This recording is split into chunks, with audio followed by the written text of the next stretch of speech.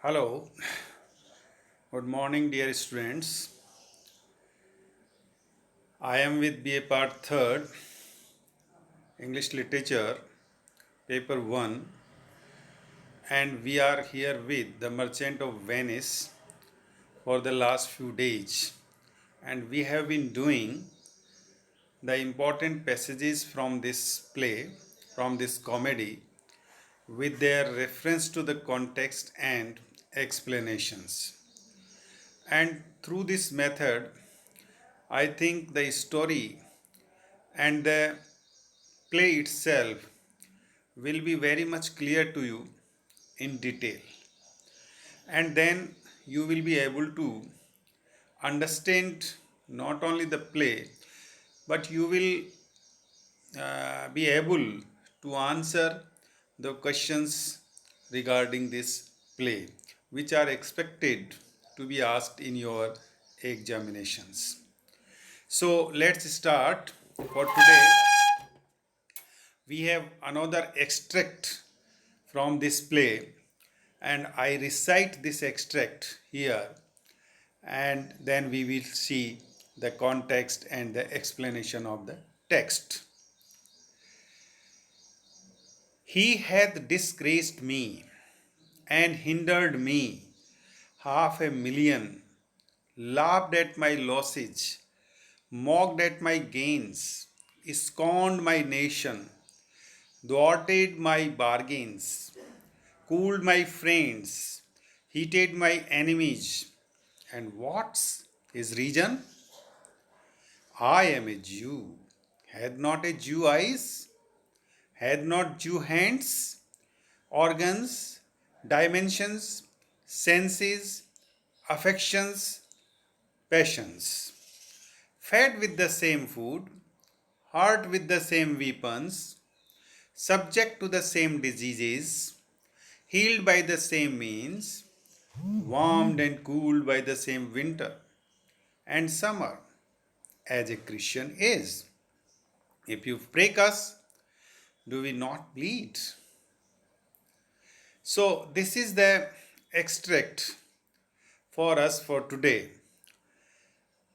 I think the language of this extract or this passage from The Merchant of Venice is not so difficult to understand.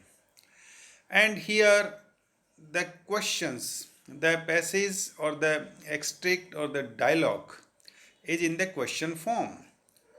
So, let us see what actually the context behind these words is here and who is speaking these words. We know it very well, and you should understand that this passage has been taken from the Act 3 and Scene 1 of this play. We have completed the important explanations up to Act 2 of this play. Now we are going to start the Act 3, and this passage is from Scene 1. These lines have been the part of the speech of Shylock, that is spoken by Shylock, and to whom these words have been spoken or addressed to Salerio and Selenio as well.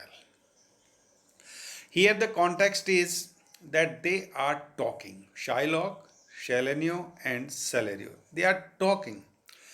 They are talking about what? They are talking about the elopement of Jessica, the daughter of Shylock. Shylock tells them that they are responsible for the elopement of his daughter Jessica, because Selenio and Celerio both are the friends of Antonio, and they all are Christians. So there is the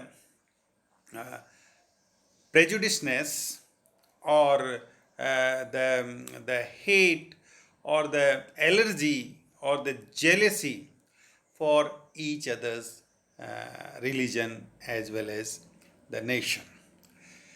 So he regards responsible to Celerio, and Antonio for his daughter's elopement. And his daughter Jessica has eloped, run away with his friend, with his lover Lorenzo. That is, she was in love with Lorenzo and was hating his father's attitude and behavior at home. Then Selenio and Celerio also tells Shylock, gives the information to Shylock about the loss of ships of Antonio at the sea. That is, they inform Shylock that Antonio has lost his all ships on the sea. Therefore, he is in a great trouble. In this context, we have this passage, this extract spoken by Shylock, and it is one of the best speeches of the Shylock in this play. So, hearing the news of Antonio's shipwreck, Shylock tells them that Antonio must fulfill the condition of the bond, otherwise he would suffer. So here Shylock finds an opportunity to take the revenge upon Antonio. Now Antonio is in a drastic or in a loose condition. Therefore, Shylock wanted to get benefit of this opportunity. So he says that if Antonio doesn't fulfill the condition of the bond, he would suffer and he would take the revenge. Although he says that he will not gain anything by cutting a pound of flesh of Antonio as it was written in the bond. But he says that he will satisfy his own grudge and hatred. So, this is the real thing, real matter between Shylock and Antonio that matters. That is the grudge and hatredness which both of them have for each other. Now, here it is the turn of Shylock to take the revenge for all these things, because Antonio has taken 3000 ducats as a loan for his friend Bassanio, writing or signing on a bond in which the condition was laid that if he fails to repay the payment, Shylock will be entitled to get a pound of Antonio's flesh when he desires. So, in this way, Shylock tells that he can never forget the insults heaped on him by Antonio from time to time. So now it is his time to take the revenge for his losses. So this is what we have the context or the reference behind these lines, or up to this act or the scenes we have read. Now we come to the explanation of these lines that we have. Shylock says that he has been harassed simply because he is a Jew. So in this dialogue, he enumerates or he counts the insults, the attitudes, the hatredness, or everything that has been done by Antonio upon him. So he says that all these hatredness and prejudices were because he is a Jew. So he is differentiated. He is isolated because he is a Jew. So he wants to know if the Jews are not human beings. Actually, in this passage or in this extract, we have the rhetorical questions. The rhetorical questions means which have their answer on. So here Shylock asking the question. He wants to know if the Jews are not human beings. It means Jews are also the answer itself is there. So he means to say that why they are treated differently and isolately and prejudicially because they are Jew. So he asked other questions also like have the Jews not the same type of limbs and feelings and desire? It means everyone upon this earth has same type of limbs, same type of feelings and desires. Every human being has the same. So he asks them that if the Jews don't have the same type of feelings, same type of limbs, they have all same parts of the body as the Christians have, as Antonio and Selenio and Celerio all have, all human beings have, and they also have the same desires as well as. Then he also asks, does a Jew not eat the same type of food? Means to say, are we not eating the same food as you are eating, as the Christians are eating? Then again he asks the question that does he not feel pain when hurt and suffer, when he has a disease or is not cured by the same medicines? See the questions. How he give the arguments, the logics in order to prove that Jews are also equal to Christians and the Christians should not hate them. This is what he wants to say through these lines. So he says, does he not feel pain when hurt? That is, he also feels the same pain when he is hurt as it is felt by the Christians or by any human beings. And he also suffers when he has a disease or is not cured by the same medicine. Or tell me that the disease is not cured by the same medicine which cures the Christians as well.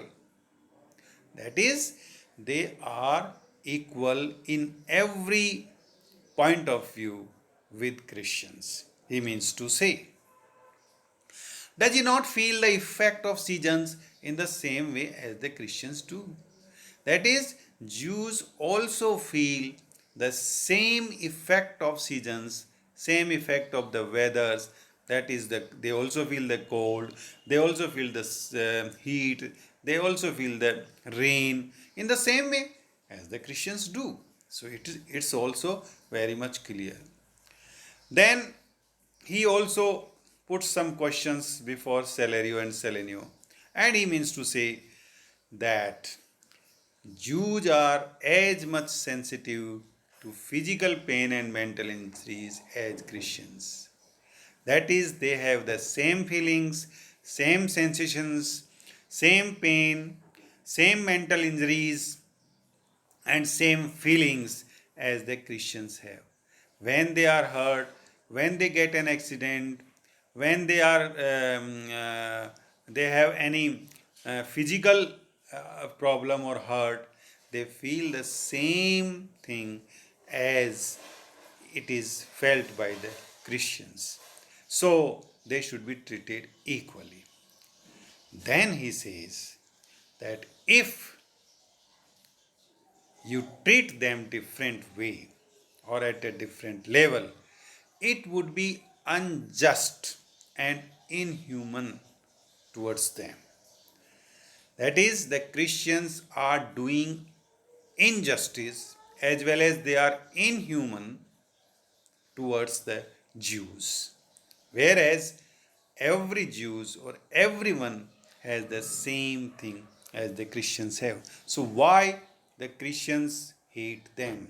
They should also love them and give the equal status to the Jews. Then he also says, Shylock also says that that is in these lines we also feel that these are the lines written by Shakespeare, and these are Shakespeare's own plea for justice to Shylock's nation. So here we feel that the playwright William Shakespeare is on the side of Shylock. He has a sympathy for Shylock. In through these lines, we get the inference from the playwright also, what he thinks about them. So here, Shakespeare favors Shylock's nation, his attitude, his religion, his behavior, everything, because they have been oppressed by the Christians. They have been tortured by the Christians. So, it is the playwright's plea for justice to Shylock's nation, for the abolition of that injustice and oppressions that continued through centuries. So, this oppression against the Jews has been continued through centuries. And therefore, a man like Shylock has come out. That is, these conditions and circumstances, in fact, have produced a Shylock. So, here the Jews is at its highest for the moment, not usual, but Shylock shows his patriotism flame with the whites, that they are also patriot to their country. They also love their country as the Christians love. So, the heat of revolt against his nation's wrongs is there in the mind and heart of Shylock.